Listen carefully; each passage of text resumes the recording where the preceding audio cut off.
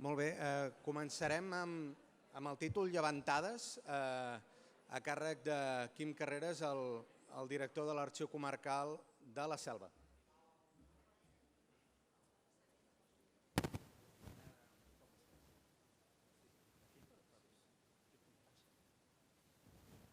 Bé, bon dia a tothom. Hola. Hola a tothom. Aquesta és l'última sessió, abans d'anar tots plegats a dinar. Primer de tot, donar les gràcies al comitè organitzador que ens hagin convidat a participar. I primer us vull fer una mica la presentació dels dos ponents. Tenim a la Carme Belliu Badia, que actualment és la coordinadora del Centre de Restauració Béns Mobles de Catalunya, de l'especialitat de conservació, restauració de document, obra sobre paper i fotografia. Després de 20 anys d'autònoma, treballant en la restauració i la conservació preventiva d'obres sobre paper per diferents institucions, com pot ser l'Arxiu Diocesà de la Seu d'Urgell, l'Arxiu Històric de Girona, de Lleida, de Tarragona, Fundació La Caixa, CCCB, Museu del Disseny i moltes més. Llicenciada en Geografia i Història, especialitat en Història de l'Art a la Universitat de Barcelona i amb molts títols de conservació, molts estudis sobre el tema i bé, i un màster en Conservació i Restauració de Patrimoni Fotogràfic. A l'altra banda tinc el César Osorio, és doctor en Història Comparada, Política i Social de la Universitat Autònoma de Barcelona, magíster en Sociologia de la Universitat Nacional de Colòmbia, advocat de la Universitat Nacional de Colòmbia i amb molta experiència en projectes de memòria històrica, justícia transicional, arxius i drets humans, amb organitzacions de societat civil, institucions públiques i entitats de cooperació internacional. Docent de la Universitat Nacional de Colòmbia, Universitat Pedagògica Nacional de Rosario i membre de l'equip de professors del curs internacional d'especialització d'arxius i drets humans. Bé, el seu currículum s'allarga també molt. Assessor de l'Arxiu General de la Nació en la reglamentació de la Llei de Víctimes i Restitució de Terres i entre els anys 2013 i 2018 assessor del Centre Nacional de Memòria Històrica en la reconstrucció de la política pública nacional sobre arxius del conflicte armat i en el projecte de formació de gestors comunitaris d'aquest llegat documental i testimonial. En principi vam quedar que faríem la sessió en castellà perquè el César també pugui seguir tot el que anem dient aquí. Jo ho intentaré fer en castellà, passa que de vegades se me'n va, canvio de llengua, però bé. Us faig una petita introducció perquè el que és interessant és que parlin ells dels temes. I és que la sessió que ara comencem, de protocols i actuacions de salvaguarda del patrimoni documental, des d'aquesta taula l'abordem des de dues realitats una mica diferents, però que tenen un mateix objectiu, que és la salvaguarda del patrimoni documental. S'ha escrit molt sobre el que afecta la pèrdua, el deteriorament. Aquí ara hem tingut sessions que inundacions, potser incendis no s'han vist tant, però que hi ha molts elements i tots hem patit en els arxius físicament com aquesta documentació ha quedat malmesa. Per altra banda, si ja ho mirem una mica també a nivell més internacional, ens trobem també aquests desastres ja en plan com les guerres, com la d'Ucrània i el bombardeig a l'arxiu de Cherníhiv, un lloc on es custodiava els registres relatius a les atrocitats comeses pels nazis, pel nazisme, i que també ens alerta, ens recorda que hi ha un altre element que al dia a dia nosaltres, per sort, no l'hem de patir, l'hem patit però no l'hem de patir ara, però que sí que s'està produint en altres indrets d'aquest món. Per això hem vingut aquí també, per conèixer accions que permetin sortir amb èxit de totes aquestes situacions. En tot cas, parlarem ara amb la Carme i el César. Primer li preguntarem a la Carme sobre quin és l'estat, quina és la situació de si hi ha protocols des de vosaltres, des del centre de restauració, quina és la vostra visió de tot plegat, com estem?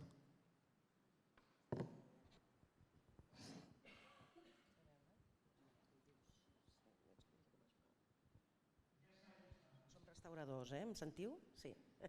Bon dia, en primer lloc, gràcies per la vostra invitació. Dir-vos que qui havia d'estar aquí asseguda en un primer moment és la Gemma Goicoechea de l'Arxiu Nacional. Ella avui no hi ha pogut ser i jo he agafat el testimoni molt de gust perquè és un goig veure la sala plena de tècnics arxivístics, arxivers i interessats, ja amb el títol que de per si és un hype allò brutal, el risc, arxius en risc, d'acord?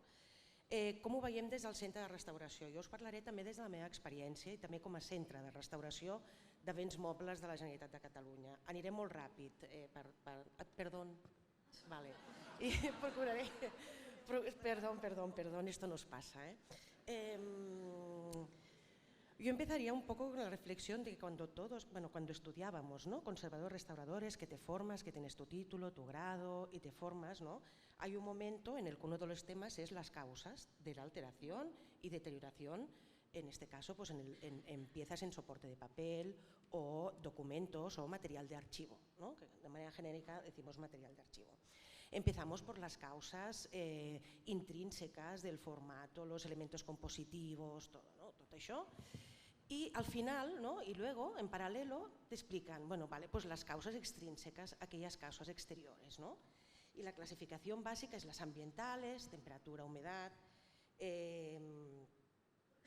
las biológicas, las plagas, las antrópicas, nosotros cuando manipulamos el documento en sí, y como último las catastróficas. Y era aquello que casi te olvidabas de poner en el examen. ¿Vale? Y hemos visto cómo cada vez más esto nos está llegando.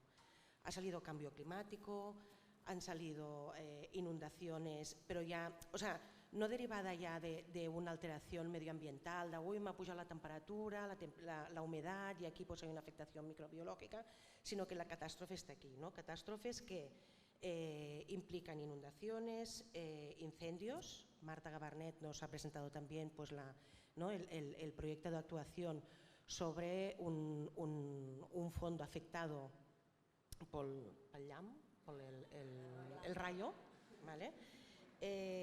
Terremotos, el cambio climático, actos vandálicos, situación bélica y la destrucción bajo criterios ideológicos también, y ahora ya añadimos el cibercrimen, ¿vale? De alguna manera, mi reflexión, y luego iremos a los planes de salvaguarda, es que el riesgo es un riesgo, sea cual sea.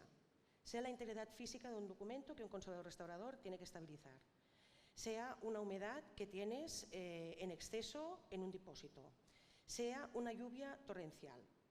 Sebastián nos ha mostrado un número de unas normativas. Si tú te vas a la 31.000, que es la gestión de un riesgo es un riesgo.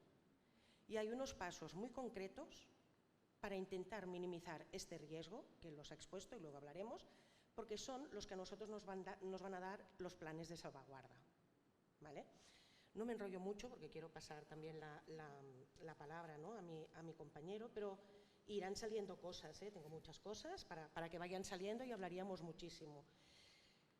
Però como centro de restauración de béns mobles hemos tenido que apaivagar estos fuegos, la acción de estos riesgos, la acción de esta asunción de que no preveo el riesgo y por lo tanto esto pasa y llavors ens arremanguem tots, entonces venga, echando mangas y allí todos, Hoy lo estamos viendo en el Archivo Histórico de Girona. La fama me precede, pero he llegado tarde porque hemos estado gestionando parte de lo que ha podido ocurrir en el Archivo Histórico de Girona. También hablaremos de los contactos y esta comunicación que ya ha salido entre las instituciones, ¿vale? Entre los planes de conservación preventiva, entre los planes de emergencia y los planes de salvaguarda. Son planes todos ligados a un plan de emergencia básico, todo ligado, y que tenemos que empezar a ponernos a trabajar porque lo tenemos aquí y riesgos hay muchos. A Sebastián le han salido 40, pero es que a nivel informático ya lo hemos visto. Entonces, la mesa de Neus y de Tomás, el primer diálogo compartido, es como que no hace falta decir nada más, es decir, hay riesgo y un riesgo es un riesgo. Ellos han hablado de prevención, de evaluación, de conocimiento, de conocer el adversario. Nuestro adversario, ¿qué va a ser? Una lluvia torrencial, va a ser un incendio, però un riesgo, una mica, la idea que vull transmetre és que un riesgo es un riesgo y lo que tenemos que hacer es trabajar para minimizar la afectación que este riesgo va a hacer en nuestro fondo, ¿vale? Si no lo hacemos muy rápido y de hecho para valorar los beneficios de un plan de salvaguarda tenemos que ser conscientes de lo que implica no tenerlo. En primer lugar, desconocimiento del propio riesgo. Si no conocemos el riesgo, ni específico ni concreto, no podremos en ningún momento prever la gravedad de este riesgo y por lo tanto no podemos ni prever ni valorar las pérdidas que puede provocar. La imprevisibilidad. ¿Cuándo va a pasar esto? No lo sé, pero tenemos que estar preparados porque sabemos mediante una evaluación de riesgos que esto puede pasar. No ser consciente de esto implica también un cierto desconocimiento del medio en el que nos movemos, en el propio edificio y en la propia disposición de nuestros fondos. No vengo a regañar-vos, no vengo a regañaros, pero sí que hace falta establecer un equipo multidisciplinar y aquí conservaciones, restauraciones, sin causa, pues nos ponemos a vuestra disposición porque esto es un trabajo no solo del archivo, el archivo conoce su fondo, el archivo conoce su edificio y el archivo conoce sus necesidades y conoce sus riesgos, pero hay otras especialidades que complementan a poder evaluarlos y a poder tipificarlos. Todo esto es tipificable y al final acaban siendo unas gráficas de tantas lluvias torrenciales, me entran por aquí, esta zona tiene que ser revisada. ¿De acuerdo? Desde mi propia experiencia al Centro de Restauración de Béns Mobles, donde he tenido que acudir a otra incidencia por rayo al Museo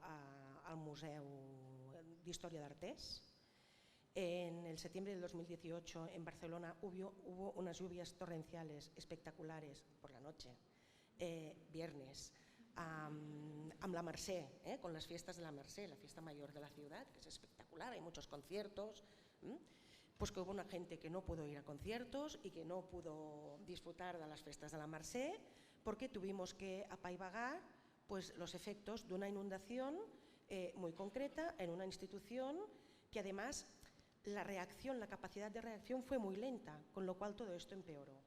Fijaros que van surgiendo conceptos de reacción, prevención, riesgos, evaluación, análisis, conocimiento del medio. Y ahora viene la campanada. No existe un documento base fantástico que nos vaya bien a todos y sobre todo en tu caso, entiendo, que sea la panacea y que todos podamos coger y aplicar a nuestro archivo. No existe. O sigui, qui us ho digui, que us el porti i que us faci ell el pla. No existe. ¿Vale? ¿Qué existe? Podemos tener unos pasos, ¿vale? Tenemos especialistas en el tema que ens venen sobretot marcats també a la Biblioteca Nacional de Madrid. L'Arsenio Sánchez Hernán Pérez és un crack amb això. ¿Vale? Entonces tenemos una serie de pasos que nos pueden ayudar a tipificar y lo tengo bien anotado, o sea, unos pasos necesarios y la metodología a seguir para elaborar nuestro plan. ¿De acuerdo? Y llegar a las conclusiones que se ha llegado al Archivo Municipal de Girona. ¿Vale? Saldrán muchas cosas. ¿Por qué no existe un documento? Pues un documento base, porque la localización del archivo a nivel geográfico nos lo va a marcar, porque la localización del archivo a nivel de estabilidad político-social nos lo va a marcar, porque la tipología de edificios es un edificio histórico en rehabilitación, de nova planta, nos lo va a marcar, porque la naturaleza del propio fondo nos va a marcar estas evaluaciones de riesgo, porque el personal que disponga l'arxiu no és el mateix un arxiu nacional que l'Arxiu Municipal de Girona, que l'arxiu que comparteix espai con el Ayuntamiento a Bellpuig d'Urgell. No és lo mismo. con lo cual vosotros lo sabéis y nos hace falta una adaptación a todo esto.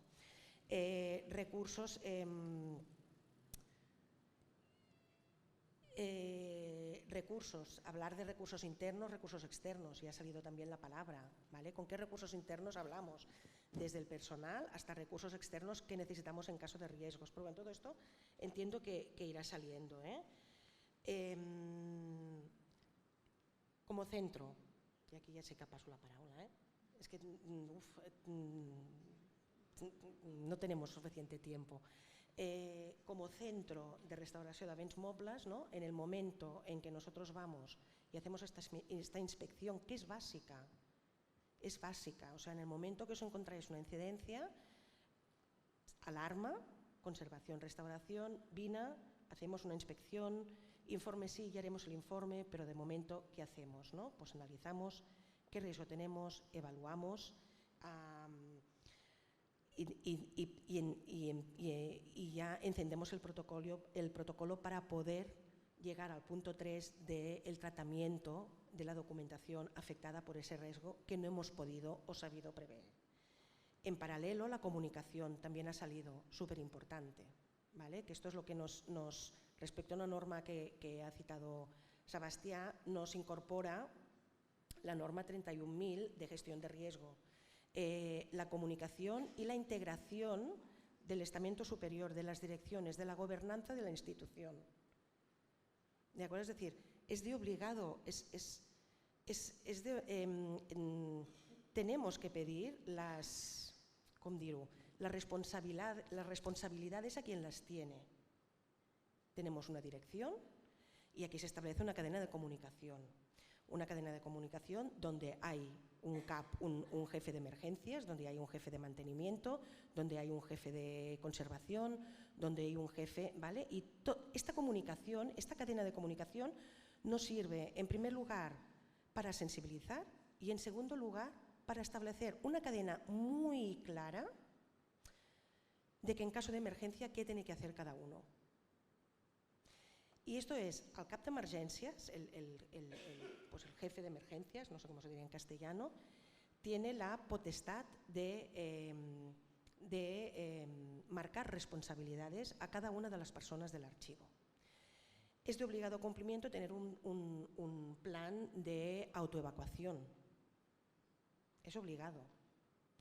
De hecho, el plan de emergencias ya nos da muchas pautas que podemos aprovechar nosotros para el plan de emergencias y de gestión de riesgos. Si tenemos esto, ¿por qué no podemos tener un plan de emergencia? De hecho, ya tenemos un responsable, ¿no? Según las plantas, según las áreas, hay unos responsables en el plan de autoevacuación.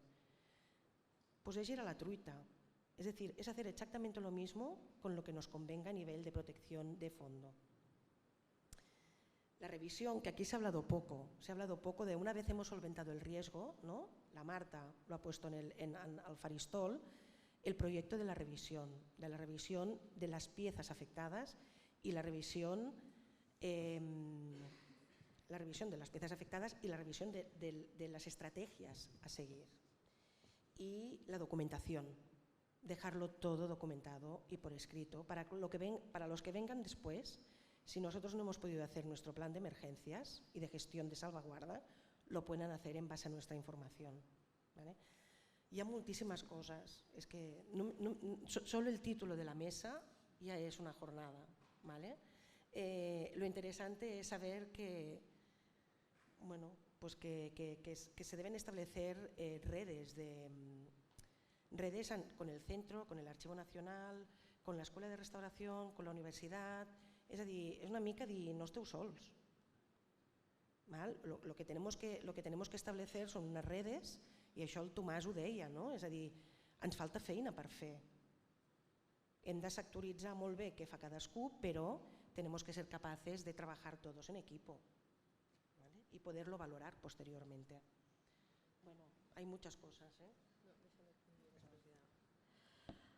Bueno, pues ahora vamos a pasar con César, que, bueno, tal y como os he contado en el currículum, no ha trabajado mucho con todo el tema de la Comisión de la Verdad en Colombia, los archivos, y también la pregunta iba un poco dirigida en el mismo sentido, ¿no? ¿Qué planes, qué implantación, qué políticas se han hecho para la preservación de estos fondos que además son tan importantes para los derechos humanos? Bueno, muy buenas tardes. En primera instancia quiero agradecer la invitación que se me ha hecho a compartir algunas reflexiones sobre las políticas de protección de los archivos que son relevantes para la memoria histórica, en concreto en el contexto colombiano. Y especialmente yo quiero hacer referencia a cuáles son las implicaciones que tiene salvaguardar el patrimonio documental en un contexto de violencias persistentes y en el que el Estado colombiano tiene la obligación de proteger documentos y testimonios que están en las comunidades que han vivido directamente el conflicto. O sea, son documentos, testimonios que tienen las organizaciones de víctimas, campesinos, indígenas y que están llamados a conformar también el Archivo Nacional de Derechos Humanos en Colombia. Entonces, a partir de ahí voy a plantear mis reflexiones. Y quiero comenzar con una historia, y es que hace 4 años, en un municipio de la región Caribe colombiana que se llama Los Palmitos, en Sucre, un hombre, Jesús María Pérez, un hombre de 84 años, recibió un homenaje de parte del Centro Nacional de Memoria Histórica. El Centro Nacional de Memoria Histórica es la entidad que crea la Ley de Víctimas y de Restitución de Tierras y que tiene como misión conformar un archivo con documentación relevante sobre la memoria histórica del conflicto y desarrollar investigaciones y difundirlas para generar una sensibilidad social alrededor de los impactos de la guerra. El homenaje a este hombre estaba sustentado en la gran contribución de esta persona a la recuperación de las memorias de la población campesina. Jesús María Pérez fue un líder social que nunca renunció a su vida campesina y fue uno de los fundadores de uno de los movimientos sociales de mayor impacto en el siglo XX en el país, la Asociación Nacional de Usuarios Campesinos, que podríamos decirlo era una red de organizaciones campesinas que tenía presencia a lo largo y ancho de todo el país y que surge en el año 1968 con una bandera fundamental y era la reforma agraria. En un contexto de grandes desigualdades en el campo, la reivindicación principal de este movimiento era la reforma agraria. Este movimiento fue muy importante por las luchas por la democratización de la tierra, también sirvió como referente para las posteriores organizaciones indígenas y en virtud de este trabajo pues también recibió una represión brutal. Vale decir que en el contexto armado, en el conflicto armado colombiano se estima que alrededor de 7.700.000 personas han sido desplazadas de sus tierras. O sea, más o menos el país que se puede conformar con las tierras despojadas sería equivalente como Irlanda en términos de superficie. Entonces, cuando hablamos de un líder de esta naturaleza, pues hablamos de una persona que tiene relevancia por su liderazgo social, pero y en el caso concreto de los archivos, quiero plantear algo, y es que fue un gran documentador de la historia campesina. Entonces, Jesús María Pérez es el ejemplo de miles de hombres y mujeres que se volcaron a la tarea de documentar y de conformar archivos sobre esa historia. El archivo de Jesús María Pérez fue posteriormente recuperado por el Centro Nacional de Memoria Histórica y en ese archivo que está disponible en la página web todavía del centro se pueden encontrar las memorias políticas de esa organización, documentos fotográficos que retratan los modos de vida de las poblaciones campesinas en las distintas regiones del país, los documentos jurídicos que servían como sustento para las reclamaciones de tierras, las memorias y las actas de las negociaciones con el Estado para la redistribución de la tierra y por supuesto también las solicitudes de protección de derechos cuando los dirigentes y activistas campesinos y algunas comunidades eran afectadas por la violencia. Este caso lo pongo como un caso emblemático, no es una experiencia aislada. El mismo archivo de Jesús María Pérez fue creciendo porque otros líderes campesinos le fueron entregando su documentación ante el riesgo de que fueran asesinados o que tuvieran que exiliarse o sencillamente desplazarse a otra región del país. El Archivo de Derechos Humanos, que fue creado en el marco de la Ley de Víctimas, acopió por lo menos 42 fondos documentales de esta naturaleza, aportados por organizaciones sociales, de víctimas y demás, Y el caso de Jesús María Pérez y de este archivo nos muestran como los riesgos que recaen en un contexto de guerra sobre este tipo de archivos. Estamos hablando de riesgos ambientales, pero también hablamos de riesgos sociopolíticos. Los archivos sufren lo que significa la errancia, la itinerancia, porque son archivos que la gente va cargando de población en población. En muchas ocasiones estos documentos han sido literalmente enterrados, escondidos, y eso implica un deterioro apenas lógico por las condiciones ambientales. En otras ocasiones son documentos que están ubicados en poblados que están muy lejos de las instituciones del Estado, con unas infraestructuras precarias, pero que son muy relevantes para la exigencia de los derechos humanos, porque ante la imposibilidad de acceder a la información pública, lo que han hecho muchas organizaciones sociales y de víctimas ha sido recaudar lo que llaman archivos espejo, copias idénticas de los archivos estatales, para que no haya excusas de que se perdió el documento, pues la gente lo tiene y con esa copia, con ese archivo espejo, reivindica sus derechos. Algunos líderes campesinos en este trabajo de conformación del archivo decían que en la guerra contra estos sectores sociales, los archivos y las bibliotecas habían sido tan perseguidos como los dirigentes. ¿Por qué? Porque cualquier documento era indicio o podía ser utilizado para involucrar a estos activistas en supuestamente actividades ilegales, ¿sí? O que eran personas que pertenecían a movimientos insurgentes y demás.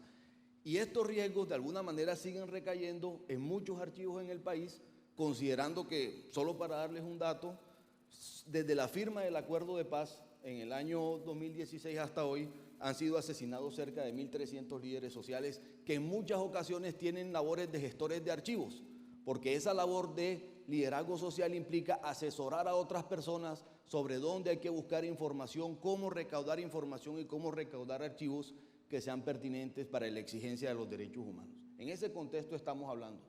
Entonces, en esa realidad, desarrollar políticas de protección de documentos que están en cabeza de pueblos étnicos, de poblaciones indígenas, afrodescendientes y campesinas, implica por lo menos la articulación, yo diría que de tres estrategias. La primera estrategia es una estrategia de pedagogía. Es imposible que un Estado que ha estado involucrado en la comisión de graves crímenes se gane la confianza de la población si no desarrolla un proceso de diálogo social que permita identificar en qué contexto se producen los archivos y cuáles son las necesidades concretas en materia de protección. Entre el año 2013 a 2018 se hizo un barrido como de necesidades, y desde el punto de vista de los líderes sociales y comunitarios, proteger un archivo tiene por lo menos 4 connotaciones. Proteger a los gestores de archivos, recuperar la información y los documentos que se han perdido o que se han deteriorado, preservarlos, o sea, que queden para el futuro, y reparar los daños. O sea, esas son 4 connotaciones que es muy importante tenerlas en cuenta a la hora de justamente elaborar los planes de intervención en la documentación. Paralelo a eso es importante, y en el contexto colombiano hay un instrumento que se llama el Registro Especial de Archivos. Es importante hacer una valoración conjunta de los riesgos, ¿sí? Para determinar si la principal amenaza es en los riesgos ambientales o si la principal amenaza recae en los riesgos sociopolíticos. Y esto implica un diálogo de personas, de funcionarios que tengan la capacidad de establecer relaciones de confianza con las organizaciones sociales para investigar cómo se produjo el archivo, quién lo contiene, cuáles son sus condiciones, cuáles son los repositorios, quiénes los usan y si existen en las organizaciones sociales y de víctimas algunos protocolos de acceso, o sea, si está claro quiénes y en qué condiciones pueden acceder. Esa sería como la segunda línea de trabajo. Y la tercera línea de trabajo, que sería la de la concertación de los mecanismos específicos de protección. En algunos casos, el Archivo de Derechos Humanos logró establecer acuerdos de trabajo para sacar copias digitales de esos documentos y que hicieran parte integral del archivo. Y se entendía que esta visibilización servía como un mecanismo de protección. En otras ocasiones las intervenciones radicaban en la restauración de la documentación, o en otras ocasiones, por medio de la asesoría pedagógica, esto podía representarse en la construcción de protocolos de uso. O sea, proteger el archivo también significa establecer con claridad qué responsabilidades implica su uso. Esas fueron unas estrategias que se desarrollaron en Colombia en estos años que les planteé y eso tuvo sus luces y sombras, tuvo éxitos y tuvo limitaciones. Dentro de los éxitos se podría decir que se recaudaron cerca de 300.000 documentos de diversas organizaciones sociales que hacen parte de ese archivo de los derechos humanos. Y se identificaron cerca de 1.750 agrupaciones documentales en diversas regiones del país que eran relevantes para la recuperación de la memoria del conflicto armado. Ahora, este modelo que se generó en el contexto colombiano también tiene unas limitaciones y con eso quiero cerrar. Primero, que depende de la confianza y de la voluntad política. Si hay un gobierno, por ejemplo, que no sea proclive a la implementación de los acuerdos de paz, pues esto obviamente resquebraja la confianza de las organizaciones sociales. Esto pasó en Colombia en el último cuatrenio. Y también ocurrió que en algún momento la política priorizó el registro de los archivos sobre la pedagogía. Y para las organizaciones sociales en muchas ocasiones es más importante la pedagogía que dar con un saber que les permita de manera autónoma generar sus planes de preservación que sencillamente estar en un registro que no necesariamente significa que el archivo va a ser protegido. El segundo límite, y es muy importante ya que estamos en un contexto de archivos municipales, todas estas tareas se le pusieron en Colombia al Centro Nacional de Memoria Histórica, que es una institución transicional. Y hoy uno de los vacíos que tiene la política archivística en Colombia es referente a la responsabilidad de los archivos municipales frente a todas estas organizaciones y comunidades. Es como si, bueno, si tienes un conflicto armado que es generalizado, ¿será que los archivos tendrán alguna responsabilidad social en ese contexto? Ese es un vacío que tiene la ley y todas las tareas se las pone al Centro Nacional de Memoria Histórica. Creo que ese es un vacío. Y es un vacío porque principalmente serían los archivos municipales, por su proximidad, los que tendrían la posibilidad de ofrecer una asesoría y un apoyo inmediato en los territorios. Tercer límite de estas políticas tiene que ver con que el hecho de que los archivos sean registrados, sean censados, no necesariamente implica medidas de protección a los gestores. Y esto es muy importante, o sea, es decir, en el contexto colombiano, por ejemplo, asesinaron a un líder social muy importante con un archivo muy relevante que era Temístocle Machado, y ese archivo estaba registrado. O sea, no se resolvió la pregunta sobre cómo la protección del archivo iba vinculada a la protección del gestor. Y para cerrar, pues yo quiero decir que muchas de estas reflexiones pues fueron compartidas y de alguna manera están reflejadas en el conjunto de principios para repositorios seguros que fue pues producido por el Consejo Internacional de Archivos. Allá hay un avance significativo porque se habla de que el apoyo de las instituciones para repositorios seguros debe estar mediado por criterios de transparencia, participación, permanencia en el contexto y demás. Sin embargo, un reto enorme significa pensar la protección, no solamente desde el punto de vista de la custodia, sino del uso. O sea, pensar la salvaguarda, no solamente con intencionalidad histórica, sino que el uso mismo de los archivos sea un uso seguro, que no genere riesgos ni para los gestores ni para quienes hagan la difusión social de los mismos. Entonces, esas son de alguna manera algunas tareas o algunas deudas, si se quiere, del Estado colombiano en materia de políticas. Podemos decir que hubo un periodo interesante de avances, pero quedan todas estas preguntas respecto del futuro de los archivos que tienen relevancia para el esclarecimiento de la memoria del conflicto armado colombiano. Gracias, César. Ya os he comentado antes que pasaríamos del documento más físico y más el plan a esta otra visión, ¿no? de la salvaguarda de los archivos, que también necesita de protocolos, necesita de actuaciones para poder recoger todos aquellos archivos que están relacionados pues, no solamente con la memoria, sino con los derechos humanos también. En el caso de Carme, yo quería preguntarte como restauradora y coordinadora del centre, ¿en qué momento os llegan las peticiones de restauración? Es decir, cuando ya todo está, bueno, cuando ha habido un desastre o, sobre todo, vamos, o más bien antes. Y ya no solamente en la administración pública, que aquí prácticamente todos estamos en ello, ¿no? Pero en tema de empresa privada o hasta en asociaciones.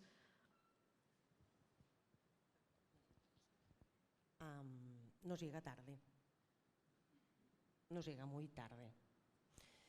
De hecho, nos llega cuando los técnicos del archivo decidís que vosotros ya no podéis hacer nada más, o que lo veis tan grande que no sabem per on posar-nos-hi. ¿Vale? O sea, llegan tarde. Llegan tarde porque es de manual que a partir de las 48 horas puedan haber afectaciones microbiológicas. Llegan tarde porque pasa el fin de semana, el lunes nos ponemos, tocamos, tendemos, ¿no? Con toda la buena voluntad. No se sacan muestras, con lo cual no sabemos qué afectación microbiológica nos puede estar afectando al margen de las piezas a nosotros, como técnicos en el espacio que compartimos con la documentación. Si no podemos valorar qué está afectando a la documentación antes de tratarla, durante y después, pues podemos provocar un problema en la sala de consulta. Y ya os digo que si vamos con este argumento a dirección, el recurso saldrá. Y els diners para sacar muestras y poder tener un informe saldrá, porque no quieren salir en los periódicos conforme ha habido un tema pues, más complicado. Con lo cual empecemos no a protocolarizar, pero sí a establecer un orden de actuación, ¿vale? Y en el momento que yo, o sea, verdad que en el momento que veo fuego, primero cojo un extintor, pero si veo que con el extintor no puedo, bueno, pues se destapa todo un protocolo, ¿no? De actuación, se llaman a los bomberos, pues con el agua es exactamente lo mismo, ¿de acuerdo? Es decir, la actuación que realizamos en una de las instituciones de la Generalitat de Cataluña, en septiembre del 2018 se nos avisó 5 días después, cuando ya había un dedo de sustrato bueno, fúngico y bactérico encima de las piezas, con 3 palmos de agua en el suelo, porque no se había bajado a la planta más inferior del archivo, y aquello ya era, o sea, a nivel de gente, a nivel de recursos, a nivel de EPIs, que ahora todos lo sabemos lo que significa el EPI, ¿no? Pero ves explica a algunas direcciones que es un EPI y que te tienes que gastar no sé cuánto dinero con mascarillas, petos, monos, pantuflas, gorros y ulleras, y que se lo crean que esto es necesario, porque estamos jugando con nuestra salud. Entonces, como coordinadora, lo que sí que he establecido es intentar la línia, ¿no? Intentar línia amb l'Associació d'Arxivers, hacer cursos.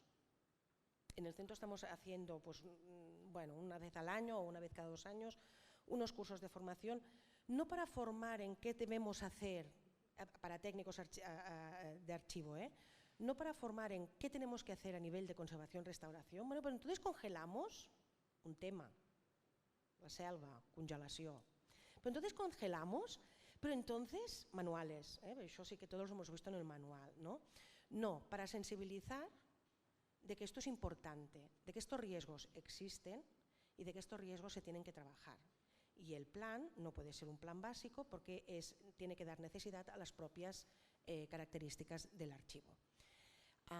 Nos llega muy tarde, tenemos que montar equipo. Claro, hay todas unas acciones, hay todas unas actuaciones, y aquí sé que un protocolo de actuación muy básico y muy rápido, ¿no? Yo ya estaba montando equipo para ir a Girona, ya hemos hablado, ya hemos contactado, teníamos ya els becaris del centre, preparació de material, todo lo que hiciera falta, es otro tema, la preparación de material, para poder ir a Girona si se veía necesario, ¿de acuerdo?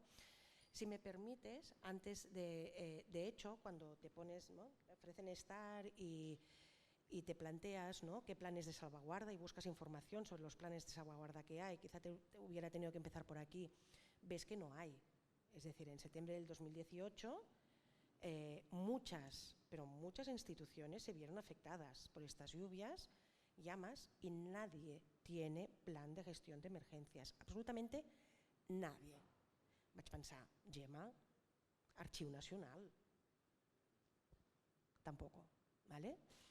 Tengo que decir que estamos trabajando en ello, que ya desde el Archivo Nacional se está produciendo un documento, ¿vale? Como no como protocolo de actuación, sí como pasos, lo que comentábamos al principio, ¿de acuerdo? Y esto Gemma os lo hubiera explicado. ¿Por qué? Porque no hay planes. En cambio, si te vas a América del Sur, todos son planes de gestión de riesgos. Es impresionante. ¿Por qué? Porque los terremotos, pues los movimientos, ¿no? los temblores los tienen allí, las lluvias torrenciales y hace tiempo que les acechan, amb lo qual, Universidad de Colombia, Universidad de México, si busqueu plans de salvaguarda, América Latina encontraréis, ahora claro, adaptados a sus necesidades, ¿no? La pregunta, sí, nos avisáis muy tarde. Y aquí hay un doble problema. La temporización en el tiempo de reacción y la temporización en el tiempo de gestión y gerencia de los presupuestos. Entonces te encuentras que, ¿qué hacemos? Alquilamos furgones de congelación si se da el caso, liofilizamos la documentación, la intervención se lleva a cabo in situ, se externaliza y se saca el fondo de la zona afectada. Necessitem un pressupost. O sea, esta es la frase. Gerencia, necesitamos un presupuesto. Que nos van a permitir tener nuestros planes propios de emergencia y de salvaguarda. Haber ya hablado con gerencia y haber sensibilizado de que cuando venga el problema, l'aixeta dels diners s'ha d'obrir. Los presupuestos y la gestión posterior de tu presupuesto es tu campo, ya lo harás.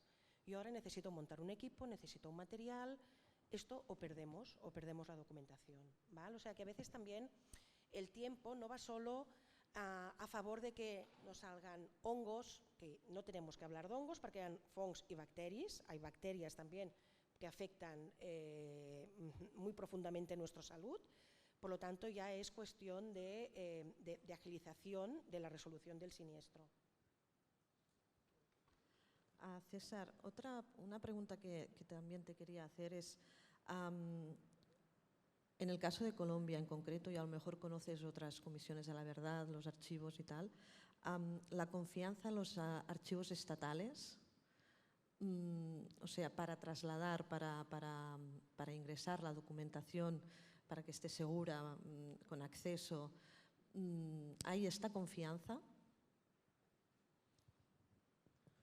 Bueno, justamente por una realidad en la que de una parte el Estado ha tenido una participación en el conflicto interno y por otra parte hay una distancia o ha habido una distancia entre los archivos públicos y la ciudadanía, este aspecto de la confianza es algo que está por construirse. En la intervención yo trataba de indicar que quizá uno de los avances que se dio en estos años que yo señalé fue que por medio de ejercicios de pedagogía se pudo hacer consciente y poner como en la escena pública como el tema o la importancia de los archivos y claro, en la conversación con los funcionarios públicos también, pues del deber y de las obligaciones que tienen respecto a la sociedad en la salvaguarda del patrimonio documental. Creo yo que esas son todavía barreras que es necesario superar.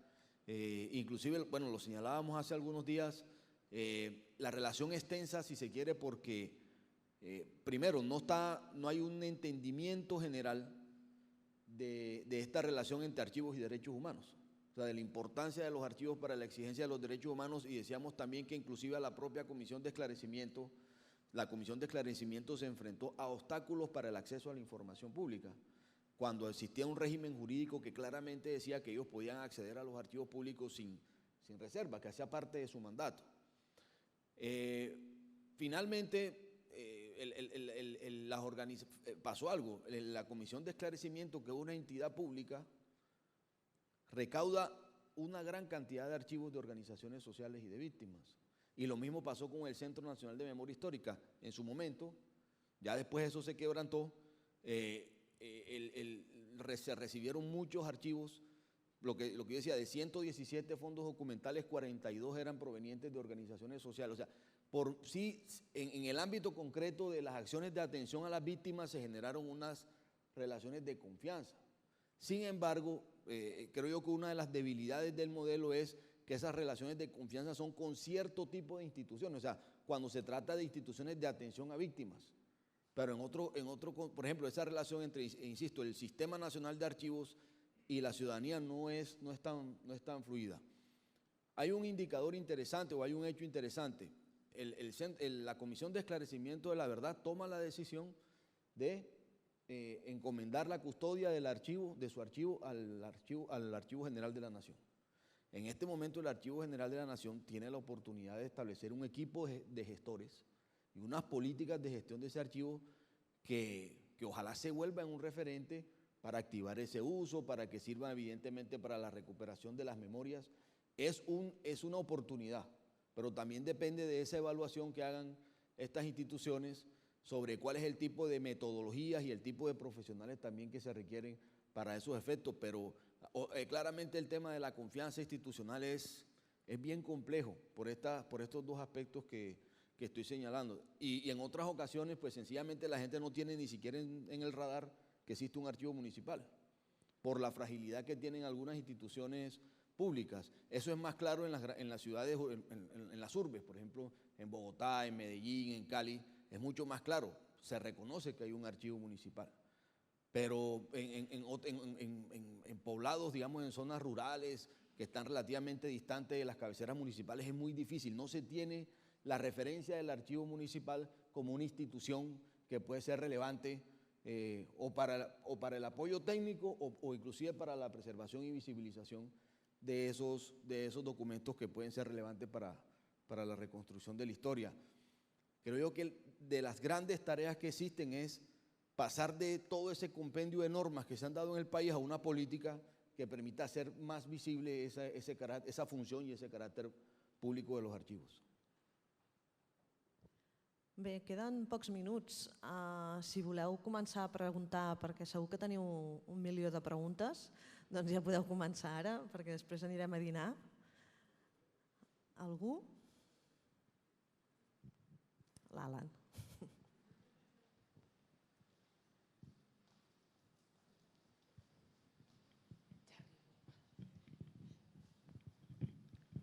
Jo voldria fer una pregunta en relació a que ho estem veient en tots els casos, incluso en un contexto de conflicto armado prolongado en un país y también en un lugar donde se supone que no hay ningún conflicto armado. Los riesgos son transversales a la sociedad, igual que la sociedad tiene necesidad de archivo, con lo cual es algo que se da en todos los sitios.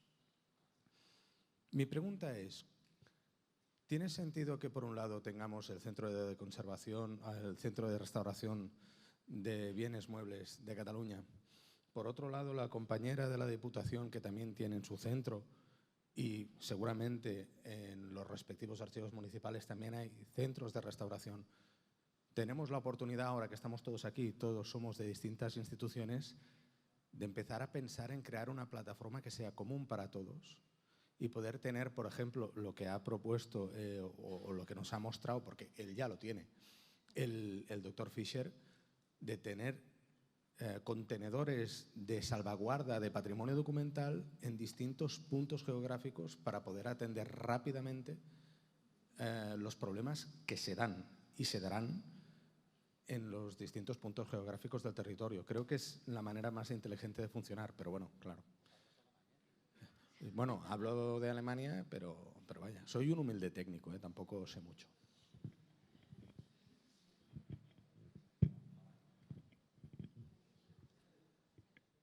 Doncs es la pregunta del millón, es la pregunta del millón. ¿De acuerdo? Es decir, es evidente que no todos llegamos a todas partes, muy bien, Alan, sino que se trata de establecer red de trabajo. A nivel administrativo y a nivel estatal vienen marcadas unas líneas, ¿no? Y unas instituciones. Lo que sí que sé que es verdad que aquí cruzamos líneas políticas y técnicas, ¿no? Lo que nos tiene, sí, exacte. lo que sí que nos tiene sí que tenemos que tener muy claras, a mi entender, y como coordinador de la especialidad, es que yo con el Archivo Nacional, que som Generalitat de Cataluña, tenemos que ir a una. Y tenemos que abastecer a todo aquel que lo necesite. Y si podemos hacer territorio cuando abastecemos, mejor, porque a quien tenéis que ir a buscar de inmediato es a la gente del territorio. Y no todos podemos tener de todo. No, es imposible. O sea, ni cada institución puede tener pues, la roulotte que nos... ¿no? He llegado tarde, pero he podido ver ese, ¿no? el doctor Fischer. No, intentar a nivel técnico, y seguramente esto surgirá a partir de la base técnica de la administración, de decir, bueno, esto es obvio, se necesita. Pero para conseguir esto, primero tenemos que conseguir otra cosa, que es poder tener el plan de emergencias a nivel institucional. ¿Lo tenemos? Hem fet, ara aquí em poden tallar el cap, hemos hecho el Plan Nacional d'Arxius. Plan Nacional d'Archius. ¿El plan de gestión de desastres en los archivos está como eje estratégico o ha salido en las mesas de trabajo del plan de archivo? ¿Sí? ¿Y se ha trabajado? ¿Cómo se ha trabajado? ¿Quién lo ha trabajado? ¿Vale? Es decir, queda palés que aquí las necesidades van a tener, o sea, la propia necesidad impera, nos tenemos que poner a ello, con lo cual el título pues nos guía, o sea, archivos en riesgo, es que hay riesgos, por lo tanto, esto tiene que ser un eje estratégico en el nuevo plan aprobado de archivos, porque preocupa, porque estamos aquí y porque estamos hablando todo el día de ello. Entonces es pasar a la acción, una mica, ¿no? Y poder establecer las prioridades y poder evaluar las necesidades. Si nadie evalúa la necesidad de este centro o este equipamiento que pueda dar, que pueda dar servicio en caso de necesidad en cualquier sitio del territorio, si esta necesidad no se plantea, no va a existir nunca. Però és igual si som Diputació, si som Generalitat o si som municipals. Es un poco el hecho de evaluar las necesidades pues es lo que nos da la potestad de poder pedir. Si no las evaluamos, no podemos pedir. Y otro tema es la obsolescencia de todo aquello que podamos pedir.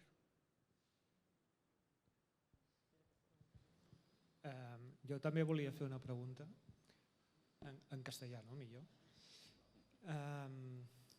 También alrededor de la comunicación, porque veo que tenemos problemas con la comunicación interna, pero también con la externa. Por ejemplo, en nuestro caso, los bomberos no sabrían cómo actuar en caso de emergencia, desconocen incluso dónde estamos. La policía, pues 3/4 de lo mismo. Protección Civil tampoco no está al caso de nada si hubiera alguna emergencia como la que se ha planteado en Colonia.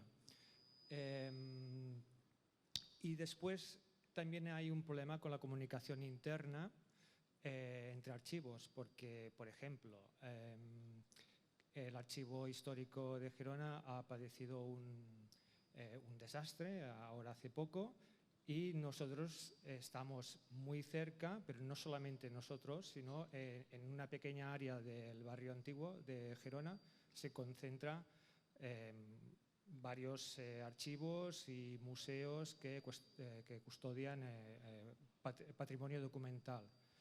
Pero no hay un plan de salvaguarda común. Podríamos, por ejemplo, tener stocks de material, podríamos coordinar muchas cosas que no se han coordinado.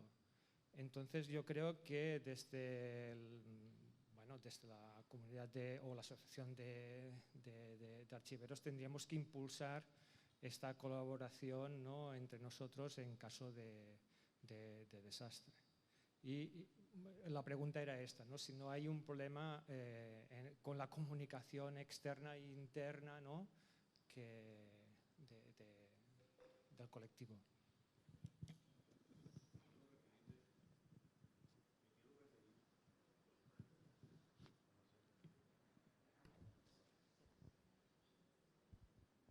No, me quiero referir brevemente a esto y es que evidentemente, por lo menos en la experiencia a la que me referí, y aunque esto se repite, ¿no?, permanentemente en diversos foros y espacios, pues sí hay la necesidad como de el trabajo intersectorial e interdisciplinar.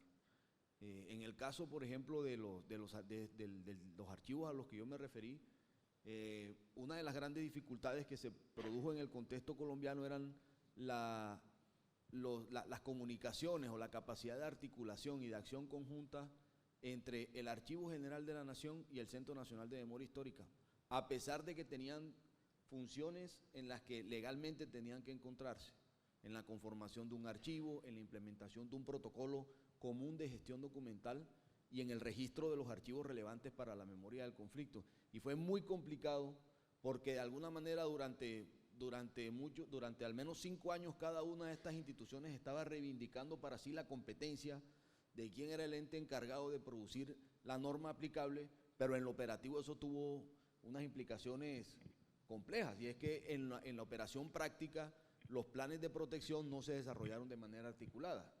Entonces, evidentemente, creo que dentro de los aprendizajes está el de la articulación institucional, y por otra parte la necesidad de la interdisciplinariedad. Yo me refería a archivos muy particulares, ¿no?, comunitarios, pero de todas maneras uno de los aprendizajes de esta experiencia es que esa aproximación, esa generación de confianza con los archivos comunitarios, con los archivos de organizaciones sociales, de pueblos étnicos, no es posible sin la concurrencia de diversos saberes.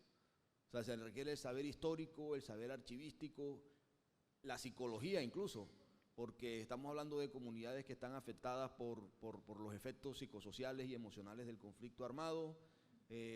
Ya lo dijimos, la historia, la pedagogía, porque se requieren unos lenguajes muy sencillos que permitan llevar a públicos o a escenarios no profesionales la reflexión sobre los archivos. Así que creo yo que uno de los aprendizajes que queda de la experiencia también es la necesidad y la potencia que tiene el diálogo de saberes, que creo yo que no es solamente un llamado a quienes trabajan desde el punto de vista de la archivística, sino también de los otros saberes, la valoración de la potencia que tienen los archivos para generar reflexiones más profundas sobre la historia. Pero yo comparto plenamente esta reflexión de que la articulación intersectorial entre diversas entidades del Estado y el diálogo de diversas disciplinas casi que son necesidades y elementos imprescindibles para una acción contundente pensando la salvaguarda del patrimonio documental. Otra pregunta del millón, es que todas las preguntas son del millón. Suma de saberes, vosotros como técnicos del archivo sabéis el fondo que tenéis y hace falta implementar planes de conservación preventiva. Conservación preventiva, es muy fácil. Plan de conservación preventiva, 4 palabras: qué, cómo, cuándo y cómo. ¿Qué hacemos? ¿Cómo lo hacemos? ¿Cuándo se tiene que hacer? ¿Y quién lo hace? En este sentido, en mi plan de conservación preventivo, que va ligada al plan de emergencias y que de ahí sale la gestión de emergencias y el plan de salvaguarda, yo habré hecho mi evaluación y análisis del riesgo todo, es todo mismo, de los riesgos, del espacio y de las colecciones y los fondos en vuestro caso. Porque evidentemente hay un tema de comunicación y hay un tema de comunicación con los agentes externos como pueden ser bomberos o unidad de protección civil. Tendrás la comunicación, le dirás a los bomberos: «Ei, si es posa foc a l'arxiu, venid, tenemos la cadena de teléfonos, sabemos que tenemos que hablar con el capitán de la división de los bomberos de Gerona, de Tarragona o de Lleida». Ya, vale. Pero es que primero hemos tenido que hacer nosotros un trabajo de jerarquización de los fondos y topografía de aquello con más valor al que el bombero tiene que ir, si yo ya no he ido antes, porque lo primero que cabe es la autoprotección. ¿Vale? Es decir, evidentemente hay un tema de comunicación y el tema de comunicación entra dentro del plan de emergencias y es básico. ¿Vale? Porque en el momento que nosotros sabemos los puntos fuertes y flojos de nuestro archivo, sabemos qué necesidades concretas tenemos y sabemos que si tienen que venir los bomberos i jo tinc el còdex més importante en una zona de difícil acceso, porque topográficamente me va bien tenerlo allí, porque es como cronológicamente se ha ordenado, este es vuestro trabajo, ¿no? Y el acceso de los bomberos es complicado, pues no estoy cumpliendo con mi labor de preservación de esta pieza, ¿no? O de este documento, o de esta caja con documentos del siglo XVII, es que me es igual. ¿De acuerdo? Es decir, la comunicación entra dentro de estos puntos básicos a tener en cuenta. ¿De acuerdo? Y sí, la comunicación establece una cadena clarísima de avisos, de llamadas, pero yo os digo, con un trabajo previo, porque que els bombers vinguin, apagarán el fuego. Pero bueno, te van a decir a ti, ¿qué priorizo? Igual que los bomberos, pues a veces tenemos el mismo recurso interno en casa, al cap de manteniment, ¿no? El jefe del departamento de mantenimiento. Él va a tener que valorar si en base al riesgo, en base a la incidencia que tenemos, aquella zona es segura o no.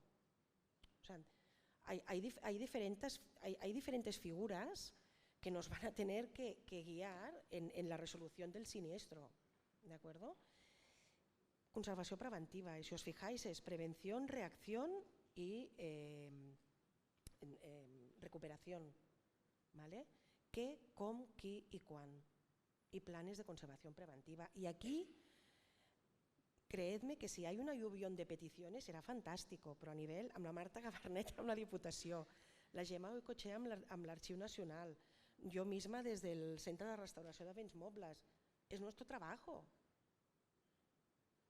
Y es la suma de saberes y el establecer red, l'establir xarxa, porque no todos llegamos a todos sitios. Yo puedo venir, pero si a mí me llamas para tratar la documentación afectada derivada de un siniestro, te voy a hacer preguntas. Yo también tengo que hacer mi protocolo, yo también tengo que hacer mis pasos para saber qué priorizo, cómo lo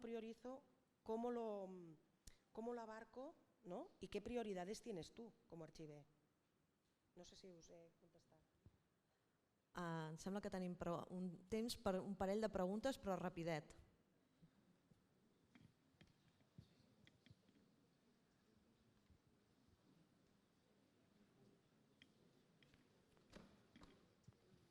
Va bé, ara sí. No, va per tu, Carme.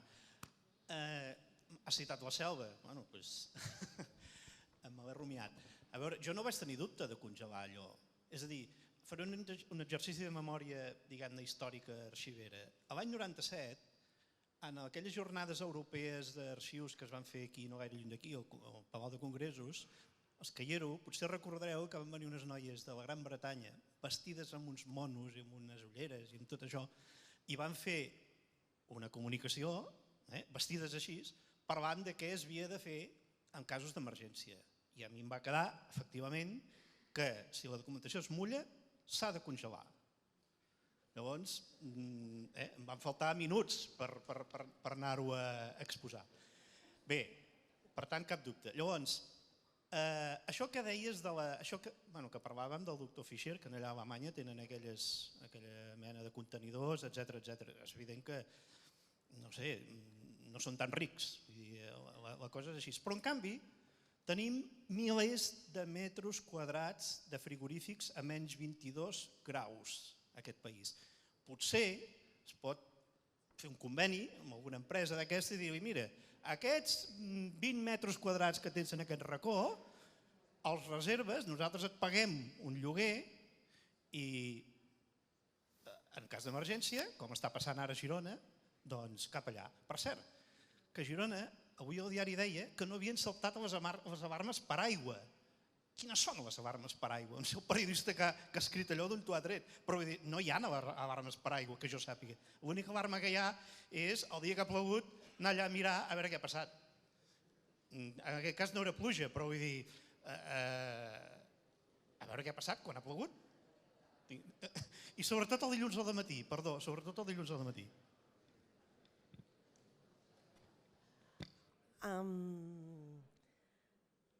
Hi ha moltes coses, moltes coses.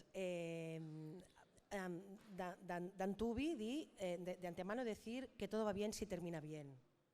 Per tant, felicitats i te'n vas en sortir. Estupendíssim.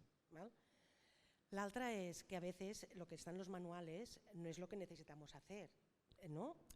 Sin haber visto el caso, no lo sé. Es decir, la congelación es un sistema para cuando tenemos incidencias a gran escala, ¿de acuerdo? Es que hay muchas cosas aquí. Entonces, la tecnología nos ha puesto otros sistemas al abast al que podemos, otras metodologías de tratamiento a los que podemos optar, que pueden ser igual o de eficaces que la congelación. También decir que, y aquí sí que vengo a hablar de mi gremio, ¿no?, que muy posiblemente, una mica ho personalitzo amb vosaltres, ¿no?, però en base a la cantidad de documentación afectada se podría haber montado un batallón y nos ahorramos la congelación.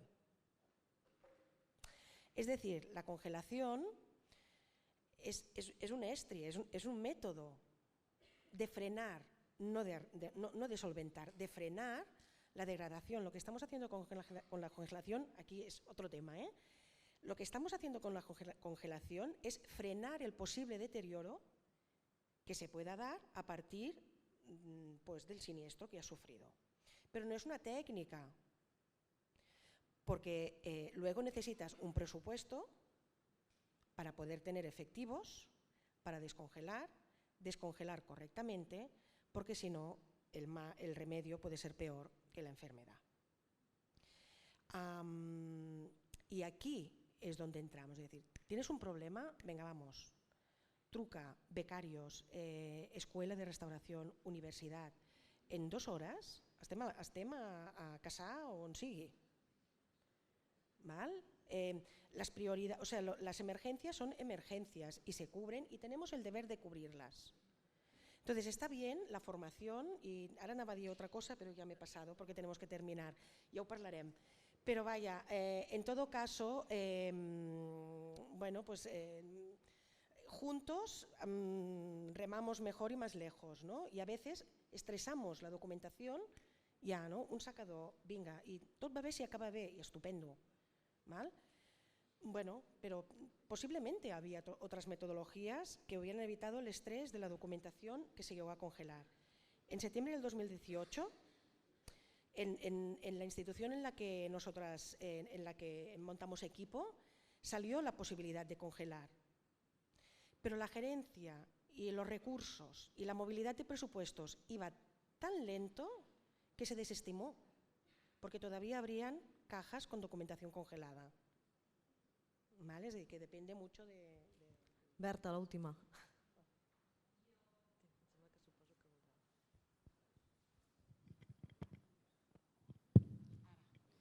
Jo el que volia dir és que abans d'arribar a tot això, fer un pla de conservació preventiva no és tan difícil com sembla. Es que no es tan difícil como parece hacer un plan de conservación preventiva. Me levanto. Es cuestión de seguir unos pasos. Sabéis, conocéis vuestros archivos, sabéis cómo están. Planificar catástrofes es esto, es saber por dónde pasan los conductos, saber si tenemos un río al lado, saber si nieva y nos cae la cubierta encima. Esto es el primer paso de un plan de catástrofes y de un plan de conservación preventiva. Es que es coger un listado, ir haciendo cruces. Esto sí, obviamente después de esto hay un trabajo y hay unos expertos que desarrollan todo esto, pero no tiene que darnos miedo hacer esto, porque, y luego aprovechando, ¿no?, es el saber de todos, unir esfuerzos. Si yo he hecho uno, si tú has hecho uno, si tú también, no empezar otra vez. Claro, al no haber personas técnicas suficientes en las administracions... Oh, vale, d'acord, Només una coseta, que m'han dit que és molt ràpida. El Lluís, allà, volen la paraula i ja acabem i ens n'anem, En cuanto a lo que decía Berta, no hay suficientes técnicos, pero tienen que haber recursos para montar el equipo de técnicos necesarios, porque se está hablando de la salvaguarda del patrimonio documental. Tenemos un espejo amb el servei de museus i amb les peces a museus que no sabem per què tot el que és el fons de patrimoni documental sembla que tingui un estament menor que un altre. És el nostre patrimoni documental. I per tant s'han de demanar aquests plans. S'han de demanar aquests plans perquè passen coses i s'ha demostrat que passen coses. I els tècnics ja els posarem, i el document base ja el farem si cal, però sí, fa falta. Muy rápidamente, es una información, digamos, de servicio, ¿no? En el plan de archivos sí que está contemplado en la línea 2 un plan de restauración, digitalización que se ha de concretar. Entonces, en todo caso, ahora se ha establecido, es una de las 80 líneas,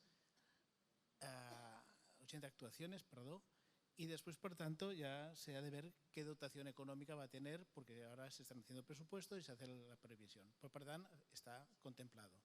Dos, lo que hablaba Sebastián antes de poder de alguna forma organizarse en redes más próximas. También en el eje 6 de gobernanza del plan se ha pensado en unas comisiones, digamos, territoriales o de ámbitos que puedan ajustarse mucho más a la realidad de cada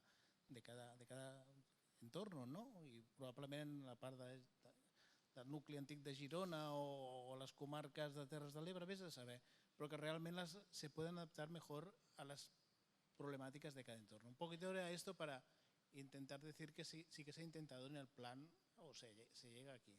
La concreción vendrá más adelante. La concreción. Sí. En todo caso es fantástico, es una súper buena noticia, ¿no? ¿Por qué? Porque el plan es el resultado de captar las necesidades. Es evidente, eso es necesario y ha quedado reflejado en el plan, per tant, fantàstic. Molt bé, doncs moltes gràcies a tots i fins una altra.